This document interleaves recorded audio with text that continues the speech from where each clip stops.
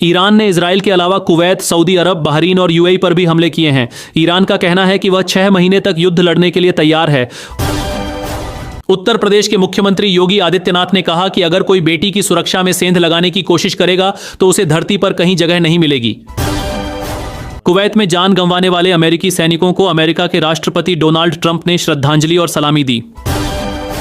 LPG की बढ़ती कीमतों के खिलाफ तृणमूल कांग्रेस ने विरोध प्रदर्शन किया।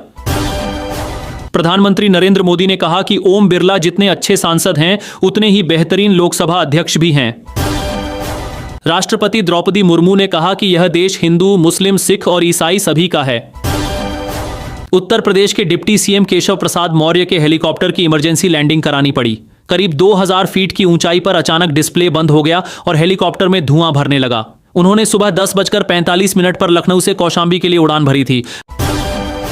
बिहार के मुख्यमंत्री नीतीश कुमार के राज्यसभा जाने की चर्चा पर जेडीयू विधायक विनय चौधरी भावुक हो गए और कहा कि अब तो उन्होंने सारा खेल ही खत्म कर दिया। एलपीजी की कीमतों को लेकर कांग्रेस अध्यक्ष मल्लिकार्जुन खड़गे ने सरकार पर तंज कसा।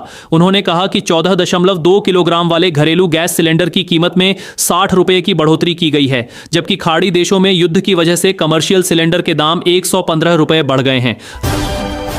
राष्ट्रपति द्रौपदी मुर्मू के अपमान के मुद्दे पर प्रधानमंत्री नरेंद्र मोदी ने टीएमसी पर निशाना साधते हुए कहा कि तृणमूल कांग्रेस का अहंकार बहुत जल्द चूर चूर हो जाएगा। पंजाब में महिलाओं को हर महीने 1000 रुपए देने की घोषणा की गई है। वहीं एससी समाज की महिलाओं को हर महीने 1500 रुपए देने का भी ऐलान किया गया है।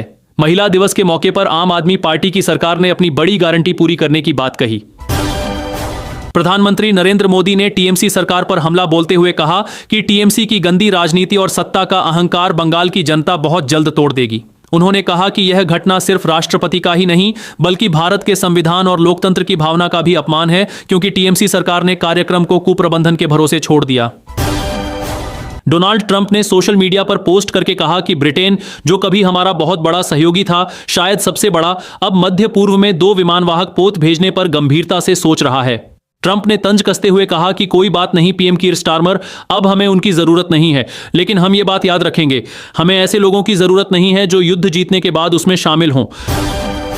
ममता बनर्जी ने पश्चिम बंगाल में बेरोजगार युवाओं के लिए हर महीने 1500 रुपए भत्ता देने का ऐलान किया है। इस योजना का फायदा लेने के लिए युवक युवती का कम से कम 10वीं पास होना जरूरी है। 21 से 40 साल की उम्र के युवाओं को इसका लाभ मिलेगा।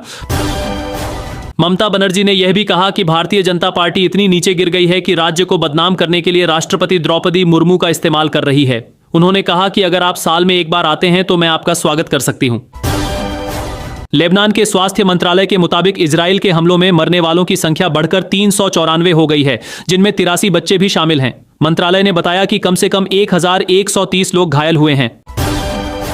भगवंत मान ने कहा कि आम आदमी पार्टी के संयोजक अरविंद केजरीवाल ने देश में पारदर्शिता और ईमानदारी की राजनीति की शुरुआत की है।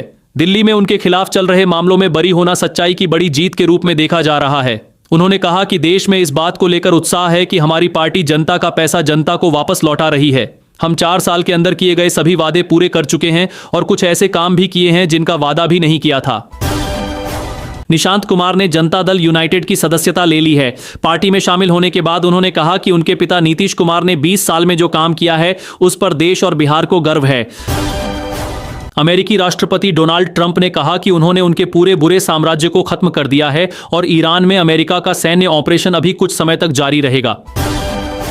बेंजामिन नेतन्याहू ने कहा कि हमारी सफलता से न सिर्फ पूरी दुनिया से परमाणु खतरा कम होगा बल्कि इजराइल और ईरान के बीच शांति की संभावना भी बढ़ेगी। उन्होंने कहा कि हमारे आसपास भी शांति का दायरा बढ़ेगा।